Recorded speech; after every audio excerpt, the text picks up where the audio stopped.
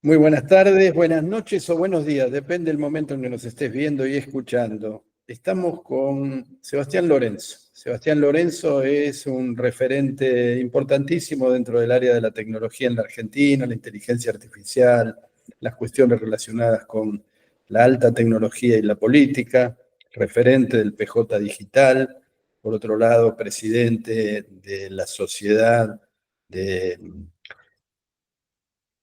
de la Fundación Sociedades Digitales, perdón, eh, que es un equipo interdisciplinario que aborda el ecosistema de la inteligencia artificial en español, el impacto para Iberoamérica, fue director de la Escuela Nacional de Gobierno, de la Jefatura de Gabinete de Ministros de Argentina, 10 años funcionario, como hablábamos recién off the record, y titular del Centro Experimental de Industrias Culturales del Gobierno de la provincia de Entre Ríos. Con este currículum, ¿de qué podemos hablar que no sea de las oportunidades que nos brinda la tecnología, Sebastián, para mejorar nuestra patria, nuestra querida patria?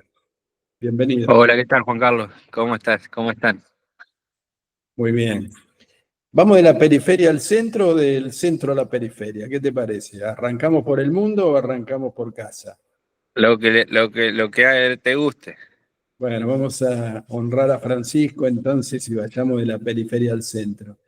¿Cómo ves la realidad? Vos que recorres todo el país, ahora estás en Jujuy, venís de Corrientes, recorres permanentemente el país con tu capacitación permanente, tu militancia continua por una patria más inclusiva desde lo tecnológico también, no solo lo tecnológico, pero lo tecnológico en especial, y la participación de la mujer. He leído que hicieron unos cursos donde de inteligencia artificial, donde la mitad son mujeres. Sabemos que en el mundo, salimos un minuto al mundo, el 26 o 27% de las desarrolladoras de inteligencia artificial son mujeres. Quiere decir que hay un sesgo natural masculino, si se quiere. No digo machista, porque no me consta que sea machista, pero sí masculino. Y ese trabajo me parece fabuloso. Pero bueno, ¿cómo estamos con la inteligencia artificial en la Argentina, Sebastián? Y bueno, nosotros aquí, Argentina estamos en un escenario medio distópico de cara a la inteligencia artificial. Con las cosas que están pasando en el mundo, la verdad que Argentina se ha convertido como en un lugar medio raro con el presidente que tenemos, con Milei, que un mundo entero preocupado, hasta los más desreguladores, en ver cómo regulan esto para que les sirva, aunque sea para sus países, con los distintos marcos regulatorios, Europa más fuerte, los chinos más concentrados en su país, hasta los mismos norteamericanos ahora viendo cómo trabajan con regulaciones que puedan servirles. Argentina ofreciéndose al mundo como un lugar totalmente desregulado, y ahí la inteligencia artificial tiene tres escenarios básicos que sin esos tres escenarios no funciona, que es hardware, software y datos, digamos. En los tres planos, Milei ha decidido que Argentina va a ser un país totalmente liberado de regulaciones. En el plano del software, casi naturalmente desde lo económico lo ha hecho, o sea, brindando todas las posibilidades de que contraten la gente desde afuera este, y restándole esa posibilidad a las empresas, a las pymes argentinas que crezcan. Desde el plano del hardware, bueno, tenemos minerales de tierras raras, tenemos montones de, de posibilidades en nuestro territorio, frío para los servidores, agua, también ofreciéndose como un país que puede brindar eso a bajo costo libremente.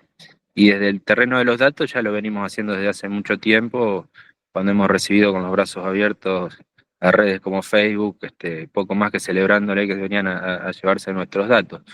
Con todo ese combo nos hemos convertido en un país explosivo, digamos, explosivo para nosotros, para lo que vivimos aquí en Argentina y que amamos nuestra patria. Pero bueno, será un escenario, otro escenario más que cuando esto pase, que como todo en la vida pasará y dejará un cráter. Esta vez me parece tendremos que ser muy inteligentes para reconstruirnos y reinsertarnos dignamente en el mundo, digamos, la movida de, no solo inteligencia artificial, sino la movida de Internet de las cosas, de los metaversos, del tema de las cadenas de bloques, en fin, un combo de situaciones que se están dando en el mundo, no va a frenar porque nosotros estemos haciendo las cosas en forma mejor o peor. Bueno, estamos haciendo las cosas, me parece, de la peor de las formas en este momento en nuestro país. Es un escenario, no es positivo. Sin embargo, nos dijiste, y con mucho criterio, que tenemos condiciones tanto naturales como educativas suficientes para ser, no sé si una potencia, pero sí un actor muy relevante a nivel, por lo menos regional. El agua, la refrigeración, la formación de nuestros científicos. ¿Cómo conciliamos ambas dos? Es decir, esa desregulación loca que propone el presidente con una regulación que a su vez lleve a un desarrollo armónico de la inteligencia artificial y las tecnologías que mencionas. Y ahí yo creo que lo primero y lo principal, y va de la mano un poco con el trabajo que haces vos, que hacen tantos compañeros, es capacitar y formar a los dirigentes nuestros. Sería un error tratar de salir de la trampa en la que nos está metiendo este sistema tan liberal y abierto para caer en otra trampa que es regular con recetas de cocina que nos manden desde afuera. Pasó con la tecnología en muchas cuestiones, que se termina regulando a veces con buenas intenciones, pero desde la desinformación. Entonces, por ejemplo, en este momento está muy de boga, incluso en nuestras filas, el análisis de la regulación de la Unión Europea. Yo no digo que esté bien, que está mal, que es Europa, no es Argentina. Necesitaríamos entender esta tecnología, que nuestros dirigentes las entiendan, que los asesores de nuestros dirigentes las entiendan.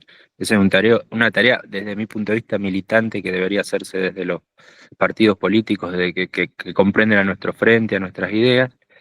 ¿Para qué? Para que cuando llegue el momento de tomar decisiones regulatorias, esas decisiones partan desde nuestra cultura que tiene una diversidad totalmente distinta a la de otros lugares del mundo, unos recursos naturales totalmente distintos sumados a esa diversidad cultural, en fin, una educación, como dijiste vos, que ahora está en jaque, pero una educación que durante muchos años, producto de el esfuerzo de todos nosotros, porque aportamos divisas para que la educación pública sea el emblema que es de Argentina, que ahora se está también avasallando eso, pero contamos con profesionales a hoy impecables de primer nivel. Todo eso tiene que estar contemplado en una regulación que nos haga un país importante en ese contexto. Pasó con otros momentos históricos, el gobierno abierto, que se me vienen varios a la cabeza. En un momento, mira, cuando nosotros recién arrancábamos en la juventud, a explorar estos mundos. Evo Morales recibió a Microsoft y lo aplaudió porque le dio de regalo no sé cuántas computadoras, no eran muchas, con Windows en Aymara.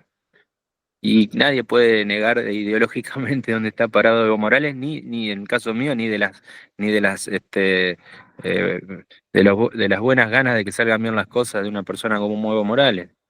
Para muchos de nosotros una suerte de prócer latinoamericano. Sin embargo, entró la bala. ¿Por qué entró la bala? Por desconocimiento.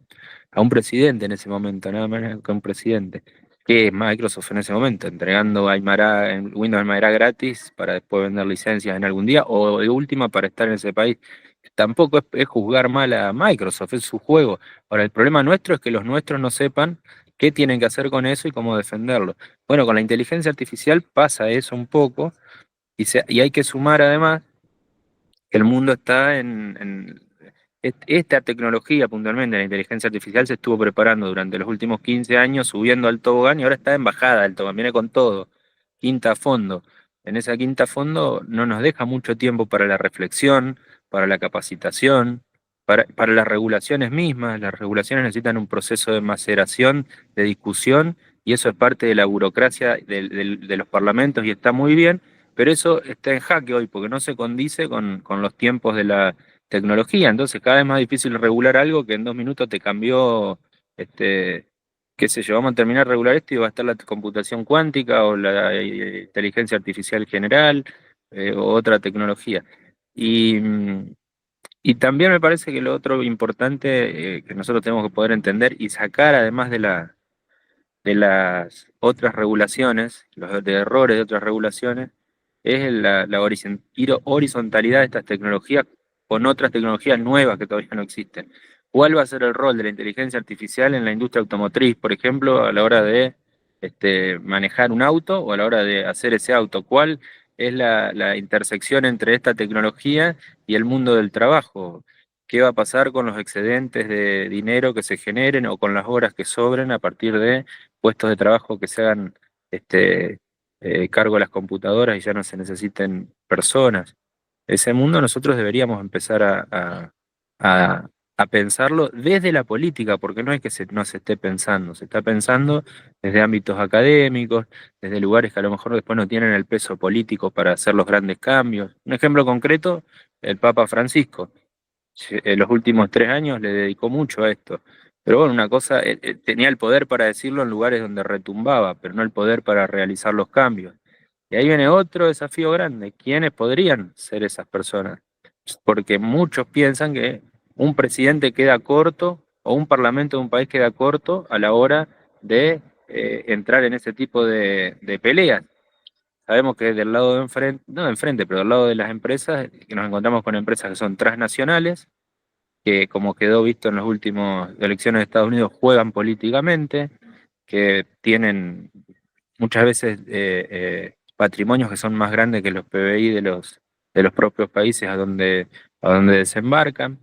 Entonces, por ahí hay que ver cuáles son las estructuras políticas transnacionales que pueden llegar a generar liderazgos que a su vez puedan dar ese tipo de peleas. Yo tengo mi posición al respecto. Para mí son las centrales de obreros internacionales, las centrales del trabajo, porque son los primeros que se empiezan a ver tocados económicamente por este tipo de tecnología, que van a necesitar una respuesta rápida para los dirigentes poder mostrarle a sus afiliados, a sus sindicatos.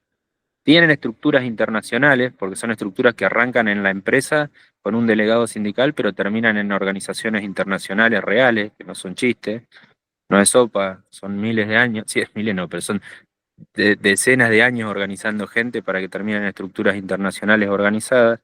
Y, y ahí yo sí creo que puede haber una suerte de negociación para lo que finalmente se necesita hacer, que son regulaciones globales, que lo dijo muy bien Francisco, pero no tiene el poder, no tenía el poder para él hacerlo, obviamente, pero es regular a nivel global, no solamente nacional, este tipo de tecnologías. Pero bueno, todo parte desde casa. Y volviendo a tu pregunta, que nos fuimos un poquito, es la pregunta que tenemos que hacernos desde las organizaciones políticas populares, de centro izquierda, o las que pregonamos por valores de justicia social, hacernos esta pregunta: ¿están o no están nuestros dirigentes capacitados para entender estos fenómenos con la velocidad que vienen y dar este tipo de discusiones? ¿Están o no nuestros partidos políticos preparados para formar cuadros de estas características? Ahí creo que seguimos con el debate histórico que has tenido vos y muchos compañeros también, con el tema de incluir la discusión digital en los movimientos políticos. Siempre parece que hay algo más urgente que tapa esto que es tan importante.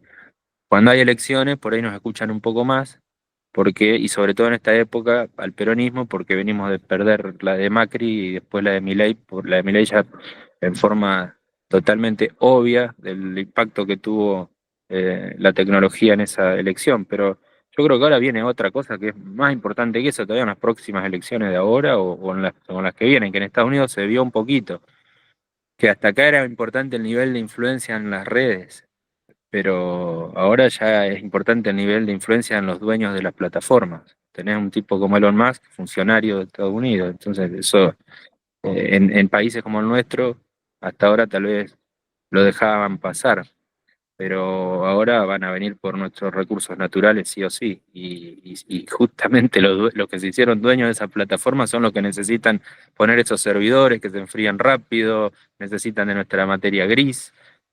Así que yo soy de los que piensan también que cada vez va a valer menos el nivel de influencia de nuestros influencers, digamos, en las redes sociales, y más quién puede meter dedo en el algoritmo atrás de eso.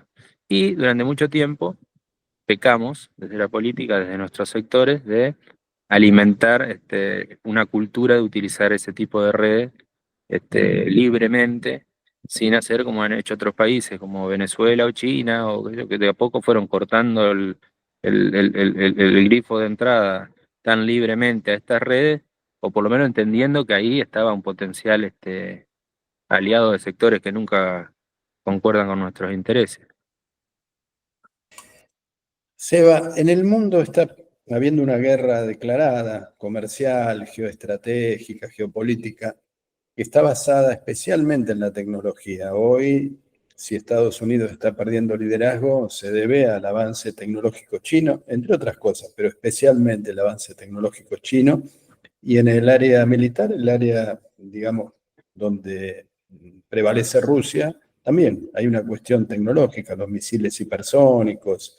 Es decir, Estados Unidos está perdiendo su condición de potencia hegemónica para compartir el liderazgo con otras 2 o 3 potencias, incluimos la India. Y esto, igual que cuando hubo un cambio del imperio español al imperio inglés y generamos nuestra independencia, y cuando hubo un cambio del imperio inglés al imperio norteamericano, que nació el peronismo, parecería darnos una oportunidad maravillosa de colarnos entre esas grietas y poder aprovechar, ya no sería tercera posición, sería quinta posición, ¿no? Si son 4, sería la quinta posición, pero bueno, bascular un poco entre unos y otros, tratando de aprovechar lo mejor para nuestros pueblos, pero siempre teniendo presente, a mi juicio, y creo que coincidís con esto, el desarrollo propio, lo acabas de decir, tenemos que dejar la visión eurocéntrica, no porque lo hagan los europeos va a ser bueno para nosotros, no digo no estudiarlo, pero bueno, ¿cómo rompemos esa cuestión además de leer a Jaureche?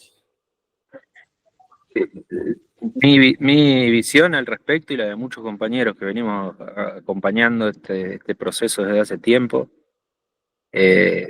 no se ha modificado en nada. O sea, nosotros necesitamos líderes que entiendan de lo que estamos hablando. La formación de nuestros dirigentes es muy importante y seguimos atrasados, seguimos atrasados. Yo creo que es por ahí. Los ejemplos que diste vos son clarísimos. China, que se ha preocupado por eso. Hoy muchos que no estudiaban el fenómeno chino se despiertan con que China tiene software, qué sé yo, o que tiene doctores, que no necesitan mandar gente a aprender a la Sorbona. El mundo, como decís, se está reconfigurando en torno a varias cuestiones, pero en un eje central que es China, digamos. China, aunque parece que el que grita y está cambiando las cosas porque es muy gritón es Donald Trump, realmente de fondo el que ha cambiado las cosas es que China hizo bien las tareas y ahora el mundo se readecúa a esa velocidad que todavía no está en quinta, pero están por poner quinta a fondo los chinos y cuando terminen de mostrar las cosas que deben tener ahí guardadas, el mundo ya va a ser otro definitivamente. Hasta aquí me parece que lo que ha mostrado China solo es cada vez que los norteamericanos muestran algo, estos le responden diciendo, mira, también lo tenemos, fíjate, y te lo damos gratis. Pero a eso hay que sumarle que tienen el acceso a la mayor cantidad de minerales del mundo, que cuando termina esa etapa que ellos llamaron China la fábrica del mundo, pasaron automáticamente a pensar en la importancia de los datos y a recopilar datos, y no es menor, los datos de inteligencia artificial para los que nos escuchan es la nafta. O sea, si el hardware, el software, es el auto, la nafta son los datos. No habría razón de ser de que exista una calculadora si uno no le mete de dato 1 más 1 y del otro lado hay un algoritmo que devuelve que 1 más 1 es 2. O sea, lo que a nosotros nos sirve de toda esa tecnología finalmente es los datos. Cuanto más hardware y software tenés de mejor calidad, más exquisito tenés, mayor cantidad de datos por segundo puede procesar y llegar a resultados más inteligentes. Pero son esas tres patas. En la inteligencia artificial lo que sucede es que, bueno, ya ha cobrado una velocidad tal y tan sofisticado todo que emula, parecería, como piensa un cerebro humano. Para eso se necesitaban muchos datos y taguear el mundo, o sea, explicarle a la computadora por primera vez que cuando mira a una persona era una persona, que el color marrón es el marrón, que el pelo es el pelo, que la boina es la boina. Eso los chinos lo vienen haciendo ya hace 10, 12 años, lo entendieron muy rápido y son 14 millones de chinos. La base de la economía de la inteligencia artificial es el tagueo. y los chinos vienen tagueando el mundo desde hace rato, ya no les alcanza con China y están tagueando África. Con nuestras camaritas que poníamos por todos lados, han reconocido nuestros rostros, ya no hay software chino que no reconozca un rostro de las características de un rostro americano. O sea, ya van muy rápido, esa parte la hicieron rápidamente. Eso ha reconfigurado el mundo y capaz que hasta incluso explica algunas de las medidas de Donald Trump de estos tiempos, el enojo, la velocidad, el pegar una patada en el tablero y tratar de que arranque todo, de resetear el sistema. Eh, entonces, en todo ese contexto, nosotros tenemos algunas cosas que las tenemos acá, que es el frío del sur, por ejemplo, y unas varias así que podríamos averiguar, que claro que se pueden hacer valer. No sé si una nueva posición como en aquel momento, como lo dijo Perón. Lo que sí es que podríamos y deberíamos estar ordenados para sacar el mayor provecho posible de esta situación, porque tal y cual se plantea el mundo de cara a las tecnologías, Argentina tiene muchas cosas que nos haría vivir mucho mejor a todos los argentinos y ser una pata importante de todo este proceso global. Eh, lo que sí es parangonable con aquella época es si lo que queremos exportar es granos nada más, o en este caso si lo que queremos exportar nada más son nuestros minerales y las cuestiones sin procesar y seguir formando gente para que trabaje en empresas del extranjero, o involucrarnos en este ecosistema global como un engranaje inteligente y además tomando del lado europeo, que yo no lo veo mal, lo veo capaz pasado de rosca, pero del lado europeo lo que ellos están marcando es una pata ética de todo esto. La pata ética que se marca dentro de la regulación europea es buenísima. Ahora es buenísima, tal vez desequilibrada. O sea, la regulación europea que tanto se habla por aquí en estos meses es una regulación hecha desde atrás de un escritorio seguramente, por mucha gente que no tenía tanta relación con el mundo empresarial.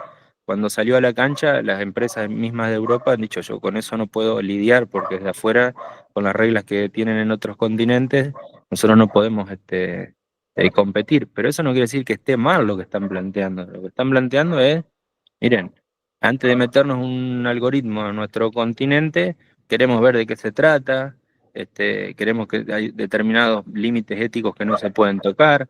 eh, Queremos saber qué pasa si un auto con inteligencia artificial choca a una persona, quién se hace cargo. Queremos ver qué es lo que sucede con lo que se va a meter en temas de armas con inteligencia artificial. Entonces, son muchos condimentos que a nosotros nos pueden tomar al momento de armar un proyecto estratégico nacional o latinoamericano, si ojalá se pudiese, pero por lo menos nacional.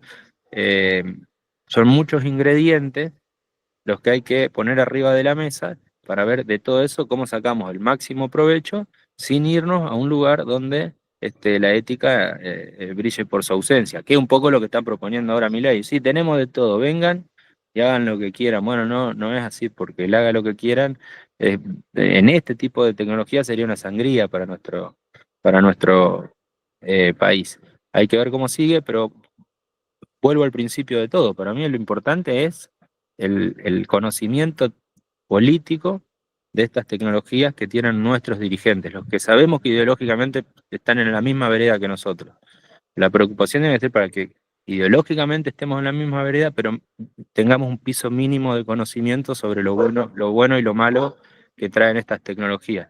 Y si no, corremos el riesgo, Juan Carlos, pasó con otras cosas, como con la llegada de Facebook, por ejemplo, a Argentina, que salgamos a hacer proyectos porque está de moda la palabra inteligencia artificial. En los próximos 6 meses o un año, hasta para vender un alfajor le van a poner de marca inteligencia artificial, porque va a ser como vender Coca-Cola, McDonald's, va a ser una marca impuesta ya.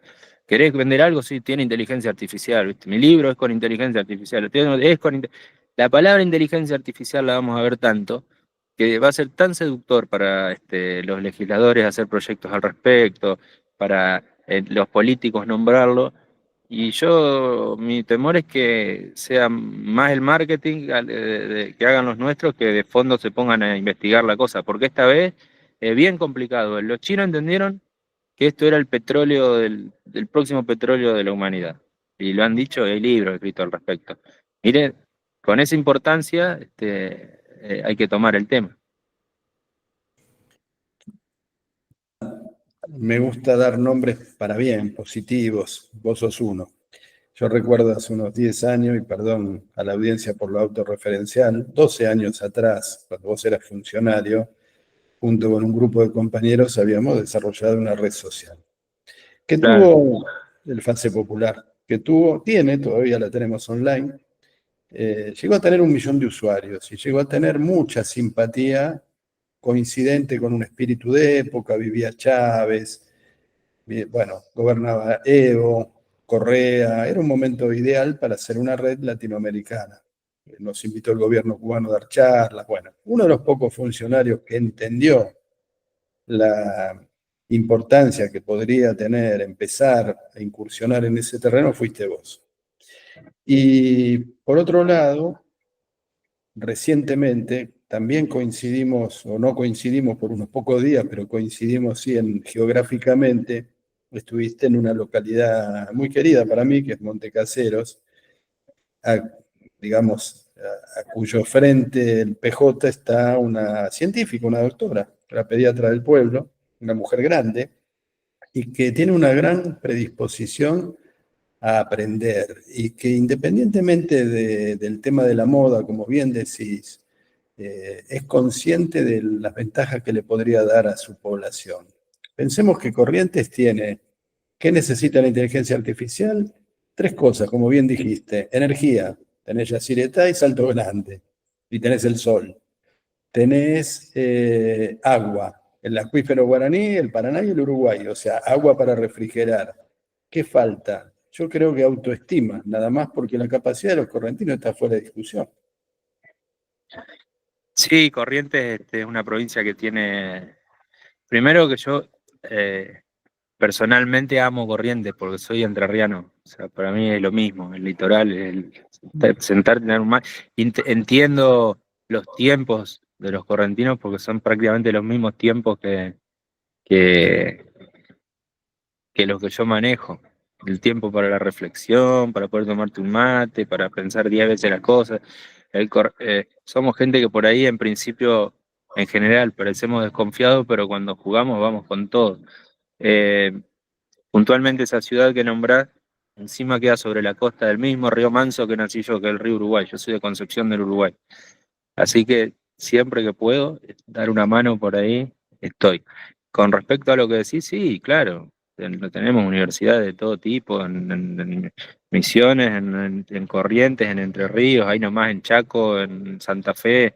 Eh, Lamentablemente, durante mucho tiempo, pero y en esta etapa de Corrientes, en Corrientes sigue pasando, que tienen que estudiar, irse después a otras provincias o algunas carreras irse a otras provincias, porque no encuentran ahí su empleo, digamos. Pero sí están dadas todas las condiciones, lo hablamos mucho, lo hablamos mucho. Corrientes tiene agua, tiene conocimiento de la situación, tiene científicos de primera categoría. Es cuestión de ordenar esas cosas. Dios quiera, eh, eso pueda ser acompañado en el próximo tiempo por un proyecto político que entienda esa situación. Hoy eso no se está dando en Corrientes. Este año hay elecciones. Corrientes es una de las 2 provincias de Argentina que tiene el cronograma electoral cruzado, digamos, que eligen gobernador este año. Así que ahí tenemos un compañero en el partido, Tincho Ascuba, joven, que entiende, que ve para dónde van estas cuestiones. Y bueno, esta es nuestra oferta electoral. Ojalá que salga todo bien y, y pueda ser el próximo gobernador de esa provincia. Yendo de nuevo un poquito a lo grande, a lo macro, a lo internacional, eh, específicamente en el tema de la inteligencia artificial. Vos recién, hace unos minutitos, hablaste de la inteligencia natural, de la inteligencia artificial natural, que es el desarrollo que va llevando a, para hacerlo en palabras sencillas, para nuestra audiencia, para aquellos que no son expertos, aquello que va llevando a que la inteligencia artificial supere o alcance por lo menos a la inteligencia humana. Y que la supere también en aspectos como ser que no se cansa, que no, las emociones no necesariamente pueden influir negativamente. Es decir, una herramienta muy poderosa, pero que también presenta aspectos éticos que tenemos que considerar. Yo creo que el peronismo, y coincidirás conmigo, es una filosofía humanista, y hay una tendencia también filosófica al transhumanismo que presenta cuestiones éticas. Nuestro presidente habló del transhumanismo y lo puso como un punto a lograr y a ponderarlo. ¿Cómo ves también esa lucha, ¿no?, entre el humanismo y el transhumanismo que proponen estas corporaciones? En esta tecnología de la inteligencia artificial puntualmente da para pensar en términos de ciencia ficción, pero yo hasta que eso no suceda, la verdad es que a mí me conmueven cosas que no creo que conmuevan a una computadora, del mismo modo que no la conmoverían a una calculadora. Eso no quiere decir que la calculadora no saque cálculo más rápido que yo.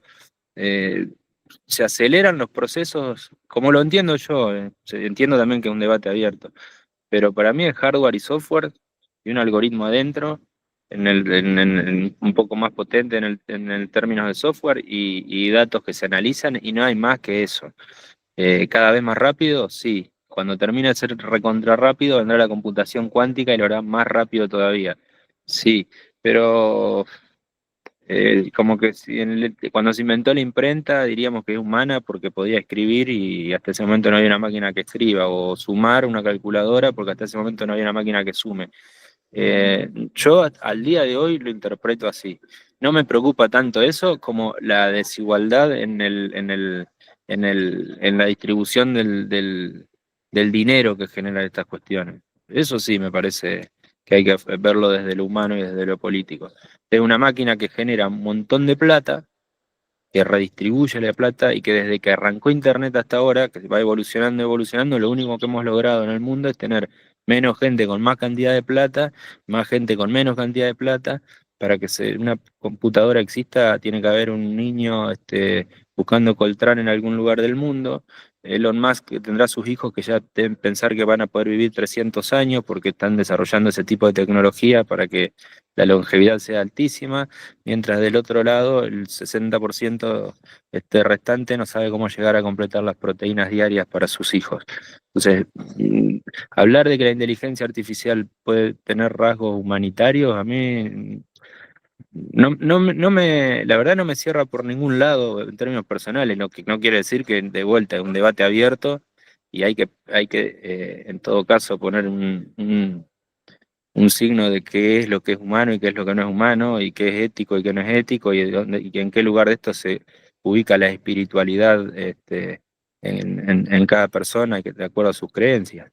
Yo soy una persona de fe, con lo cual a mí una computadora no me garantiza ningún tipo de humanidad. Sí, de vuelta, es que en ese barullo capitalista en el que nos meten todo el tiempo, del mismo modo que nos venden una zapatilla, nos venden, pero no porque sea mejor, sino porque tenga una marca y no otra, nos venden una tecnología diciendo que puede tener características más o menos humanas. Yo lo más o menos humano que veo acá adentro es que las maquilas ahora son globales, que hay gente que le importa tres pitos y el planeta se rompe todo porque está pensando en ir a vivir a Marte, él y sus 5 multimillonarios a la vuelta, mientras nos dejan acá un escenario como el del Eternauta que vemos ahora. Entonces, no creo en ese tipo de inteligencia general o humana que le están poniendo en esos términos. Sí creo que es una herramienta que va lentamente a suplantar, como pasó en otras revoluciones industriales, pero multiplicado por 1.000 millones, la forma en la cual se producen los bienes, o sea, nuestro trabajo, incluso gran parte del trabajo intelectual. Eh, También sucede desde lo humano, si queremos ver un rasgo humano, es que con la calculadora mucha gente, yo soy uno, no sabe dividir en la tabla del 7. Con esto puede pasar que dentro de 15, 20 años no sepamos ni cómo redactar un renglón. Esas son las cosas que me parece que tenemos que ver desde nuestro costado más humano. No tanto el avance tecnológico, ese yo no lo detendría nunca, siempre estaría regulando y viendo y conectados cada vez más fuerte que puedan ser la voz de las personas regulando este tipo de tecnología, debería andar perfectamente bien, Pero bueno, entiendo que hay un marketing atrás de esto. Para mi visión es eso, es un marketing que nos dice que vamos rumbo a cosas maravillosas, que cada vez son más caras, en más cuotas, que en teoría al final los van a hacer más felices. Y como ya tengo 50 años y de los 20 y pico me vengo dedicando a analizar desde la política esto, lo único que veo es cada vez un mundo más desigual, y una vertiginosidad que atenta muchas veces contra determinados valores culturales o de fe que tenemos gran parte de la humanidad. Imposible no recurrir a alguna anécdota, Sebastián, hace unos 30, exactamente 30 años, en el 95, cuando empieza Internet comercial en la Argentina, junto con un grupo de soñadores, no todos compañeros, había de todo. Fundamos la Cámara Argentina de Comercio Electrónico, con el optimismo de los 30 años, pensando, qué bueno, la producción argentina va a poder salir al mundo, le vamos a poder vender dulce de leche a los chinos, vino a los chilenos, vino a los colombianos, a los norteamericanos. El comercio electrónico nos va a ayudar a desarrollar una igualdad entre las pymes y las grandes corporaciones. Pero entre los fundadores también estaba un muchacho que se llama Galperín. Y Claro, ahí se fue todo al carajo, como dijo claro, al carajo. claro, claro. ¿Estamos en un mundo tecnofeudal, como dice Varoufakis, o todavía tenemos alguna oportunidad? Yo coincido, leí el libro y coincido bastante en lo que plantea en el libro. Muchas veces uno es medio reticente a esas palabras marketineras que cada 2 meses sale un libro. Bueno, ahora la última curva que se comieron los intelectuales que se lo escribió a una inteligencia artificial a uno de los libros. Pero bueno, en este caso puntual me parece recontra acertada la, la nomenclatura que le pone. Tiene mucho en común. No es igual, obviamente, son otros tiempos, pero tiene mucho en común. Y ahora eh, hay algo que en ese momento del primer feudalismo, digamos, no existía, que ahora sí, que es la reterritorialización de todo esto. O sea, va acompañado de que gran parte de la forma en la cual el látigo del amo va hacia sus trabajadores va a través de una red digital, que puede el látigo estar en Manhattan y el sometido en alguna cueva africana con un pico y una pala. Sí, han globalizado, o sea, han dado un paso gigantesco en materia de globalización con el feudalismo. Y le pone de nombre tecnofeudalismo, lo cual me parece un acierto perfecto. Ese sí creo que es una de las palabras que vamos a usar cada vez más, que creo que es una palabra importante para llamar la atención de nuestros políticos. Rápido, un para en la oreja y nos da tiempo para explicar un poquito más por qué esa palabra. Y coincido 99,9%. Sí. Seba, volvemos al mundo un poco, o volvimos al mundo y ahora volvemos a la Argentina, y especialmente al peronismo. Como peronistas que somos, y creo que somos un buen ejemplo, muchos de nosotros que apostamos a la tecnología y al desarrollo autónomo, como buenos peronistas, nos hacemos muchas veces la pregunta de por qué un movimiento que fue el que más apostó a la tecnología, a la autonomía tecnológica e industrial del país, encuentra en muchos de los dirigentes, llamémoslo ceguera o rechazo, eh, son refractarios a la incorporación de la tecnología, como si la tecnología le quitara humanidad al acto político, a la presencia humana, al darse la mano, al tomar mate en una unidad básica, cosa que nadie promueve que deje de hacerse para nada. Pero, ¿qué es lo que pasa con nuestros dirigentes que viniendo de un origen de gran desarrollo del propio Perón en adelante, ¿no? Miranda, Mosconi, grandes, bueno, los científicos que repatrió el último gobierno de Néstor y Cristina. Ya, ¿Qué pasa con nuestros dirigentes? te lo digo en ruso para que no se entienda mucho. Es un proceso de embrutecimiento. Muchos brutos tenemos en nuestras filas también. O sea, no entiendo. es sentarse un rato y entenderlo. La verdad es que no, no, y después la dirigencia en las capas más altas acompañan procesos de abajo, porque eso es el peronismo. O sea, no es tan, salvo con Perón vivo, qué sé yo, pero en general el reclamo de nuestros dirigentes de la mitad de la pirámide, si se quiere ver así, del peronismo, no están preocupados por estas cosas, sin embargo son las que más les están afectando el día a día y muchos no lo saben. Hemos perdido las últimas elecciones, este, nuestra comunicación incluso es vetusta, incluso usando estas tecnologías en en la forma de codificar los mensajes, estamos hablando de un público que ya no existe.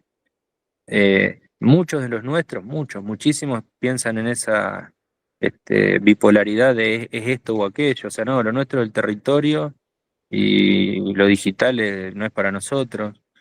Y en realidad ya no es un mundo así, es esto y lo otro y es todo junto. Es- pero sí es cierto que si lo querés pensar en dos universos, el territorio digital, nosotros no quisimos estar ahí.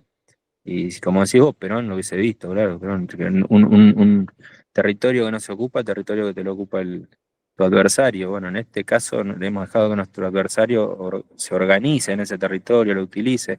Nosotros usamos todas las herramientas de quienes van a tarde o temprano ser nuestros adversarios para construir las pocas estrategias políticas digitales que nos sentamos a pensar. Y hubo pocos ejemplos de lo contrario. Bueno, uno fue el tuyo, el del Facebook Popular, algún par de software que hicieron compañeros para comunicarnos de forma interna. Pero después pensemos 2 segundos si a nuestro movimiento, al nuestro, al peronismo, a la izquierda, centro izquierda, el nombre que le quieran poner, pero en los que pensamos, nos cortan 2 minutos Gmail. Se acabó el movimiento. El 90% de nuestros cuadros están hablando, nosotros en este momento estamos hablando a través de los servidores de Google. Y bueno, no lo hicimos cuando fuimos gobierno. Ahora es una tibia discusión de fondo, pero cada vez que la discutimos es porque nos terminan de dar alguna paliza que nos despierta un poco. Después de vuelta pareciera que lo importante este, siempre es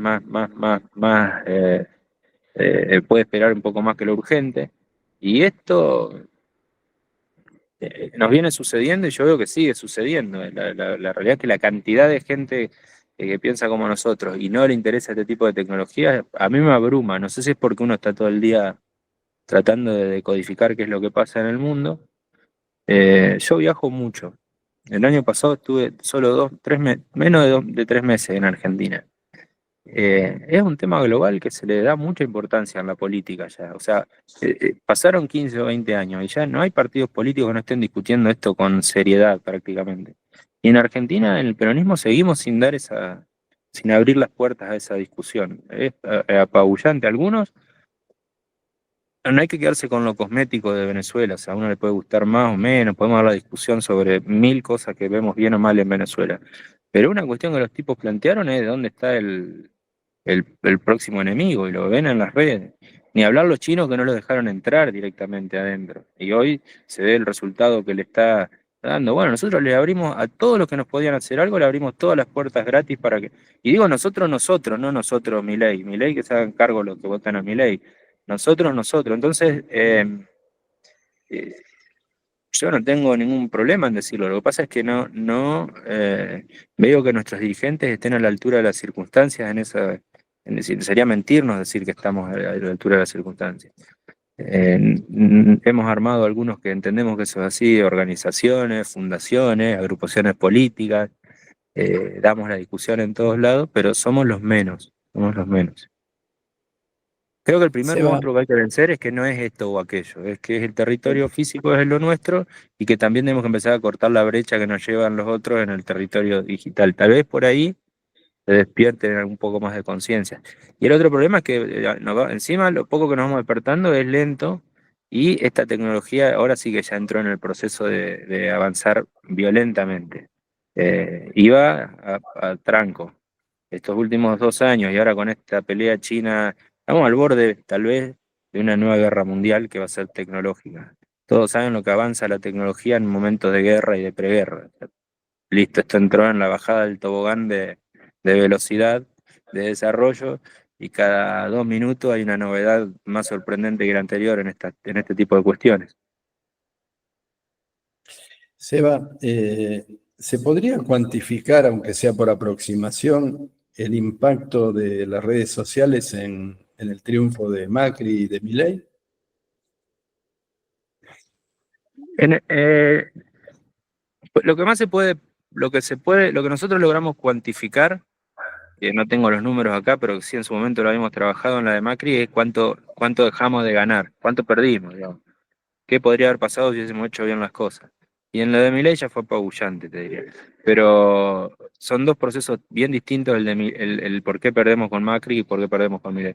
Con Macri estuvimos más cerca de usar las mismas tecnologías y de la misma forma, solo que ellos confiaron más en esa tecnología, pero nosotros no estábamos alejados filosóficamente de dónde había que dar esa pelea en el campo de juego. Si hubiésemos apostado más, tal vez ese medio punto que nos faltó, Scioli hubiese sido el presidente. A esta altura del partido no sé si para bien o para mal, pero no, para bien seguramente. Pero era un chiste, pero o sea, lo de Macri fue patético. Ese medio punto hizo que mucha gente se muera de hambre después o de angustia durante los 4 años siguientes. Em, si nosotros hubiésemos puesto un poco más de polenta en el Twitter, por ejemplo, en ese momento, en algunas redes sociales, ese medio punto, tal vez seguramente estaba ahí. También tal vez estaba en otro lado, que podríamos haber hecho otros esfuerzos, pero en las redes estaba seguro. Porque nosotros pusimos muy pocos recursos en las redes, ellos pusieron el 80% de sus recursos en las redes en ese momento y nos ganaron por medio puntito, porque se ganó por un punto entre dos candidatos, o sea que había que dar vuelta medio punto.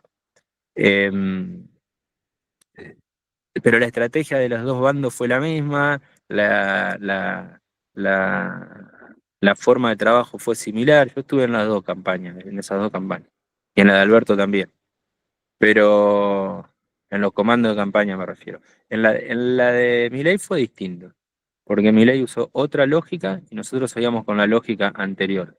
O sea, Milei formó cuadros a su forma o capitalizó gente que estaba en las redes y a él le servían como cuadros, utilizó el tiempo de la pandemia para reclutarlo. Esos son Gordo Dan, Lemoyne, etcétera, todos los que vemos ahí que para el acervo cultural del peronismo parecen unos locos, pero para la forma de pensar ellos que tienen son sus cuadros.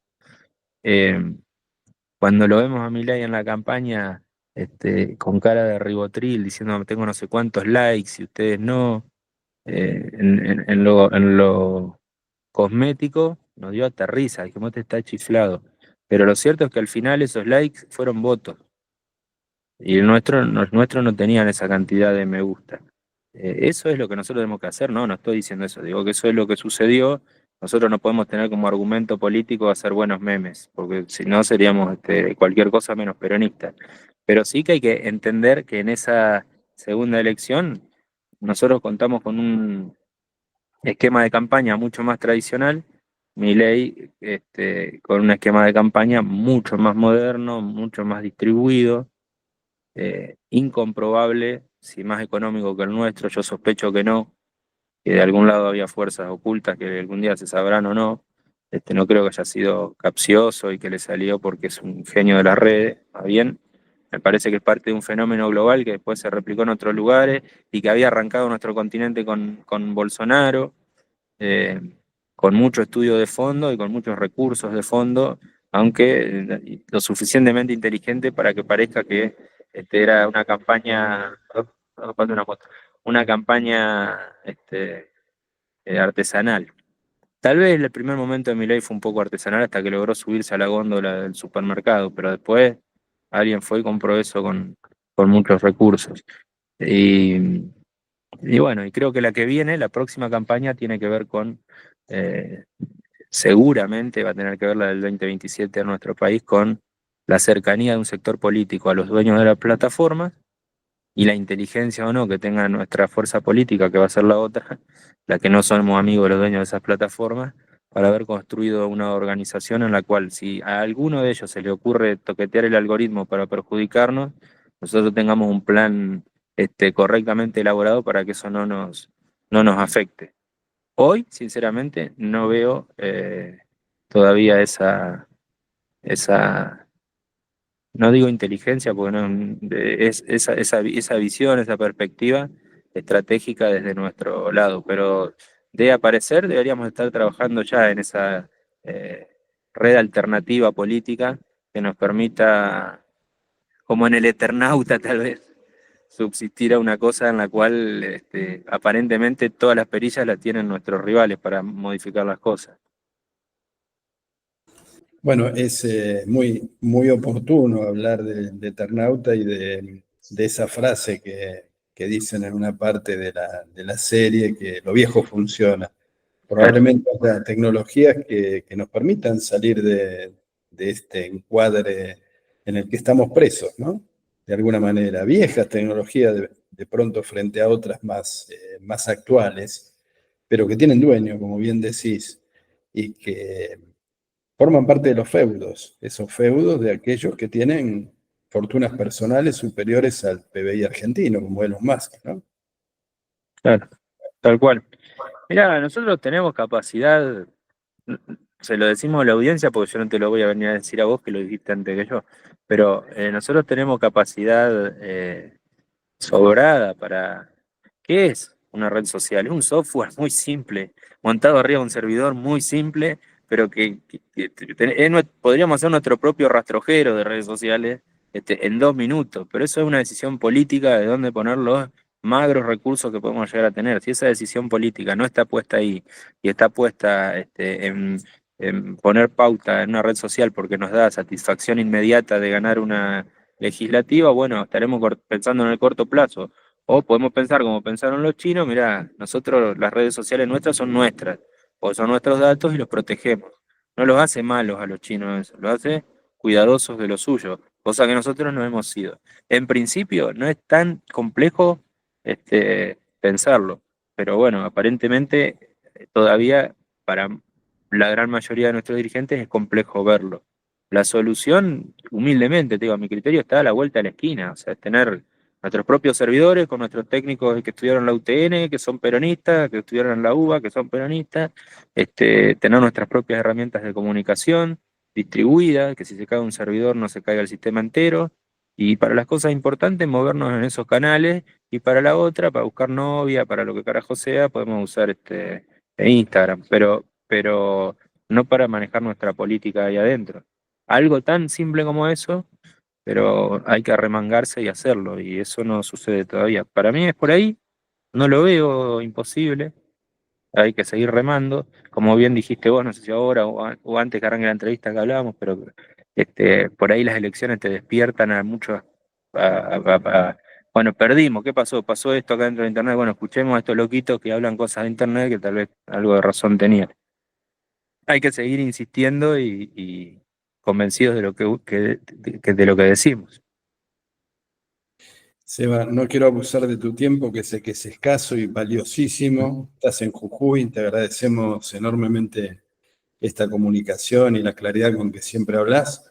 Y no es la última entrevista que vamos a hacer, pero sí, déjame hacerte una última pregunta que tiene que ver Sí. con la, la inminencia o no de un conflicto tecnológico que pueda escalar a niveles más allá de hackeos o cuestiones, digamos, no inocuas, porque no sería inocuo, por ejemplo, dejar sin luz a todo un país o romperles el sistema de semáforos, sino pasar una conflagración mayor. ¿Vos ves que estamos cerca, lejos de esa eventualidad? No, yo creo que estamos al borde de eso.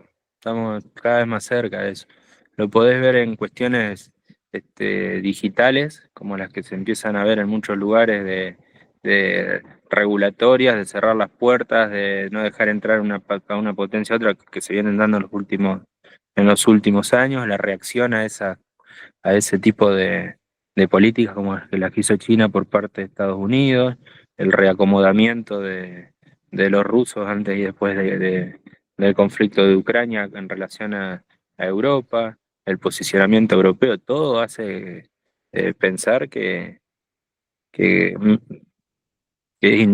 no que es inminente porque se podrá seguramente salvar antes, pero que estamos muy cerca de un escenario un conflicto de una tercera guerra mundial en términos tecnológicos no lo invento yo, casi todos los politólogos que estudian la geopolítica te lo están diciendo. Después hay muestras que tienen que ver con las cuestiones más concretas y analógicas, eh, pragmáticas, preguerra, o sea, Inglaterra juntando lingotes de oro por todos lados, porque es muy lindo lo digital, pero si se arma la podrida, acá los tengo enterrados. Bueno, muestras somos nosotros que nos fuimos de los primeros que nos hicieron mandar el oro para allá.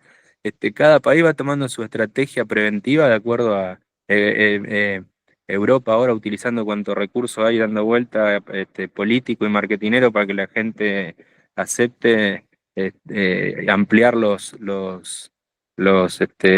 límites de los presupuestos para defensa, comprando armas. Alemania hablando ya de volver a producir armas a gran escala para exportar. Claro, el mundo, y todas esas armas hoy están mediadas por la tecnología más sofisticada que hay. Inteligencia artificial, Internet de las cosas, robótica, microrobótica, en fin, yo creo que deben existir cada cosa que no la podemos ni soñando, imaginarnos que exista, ¿no? En materia bélica hoy en día. Que siempre lo bélico, como sabemos, va más avanzado que las cuestiones que son para mejorar la salud. Sebastián, mil gracias por tu tiempo. Sebastián Lorenzo, un patriota de la patria digital, porque la patria también es un territorio del área digital, no solo el territorio físico, la tierra, los árboles, el aire, el agua, sino que el territorio digital también es un territorio que tenemos que proteger, sin descuidar el otro, por supuesto, pero para defender el otro hoy, la herramienta digital, indudablemente tal como nos expresa Sebastián, es vital. Mil gracias, Seba. No, gracias a vos. Un abrazo grande y cuando necesites, aquí estoy. Un abrazo. Un abrazo grande, del mismo modo.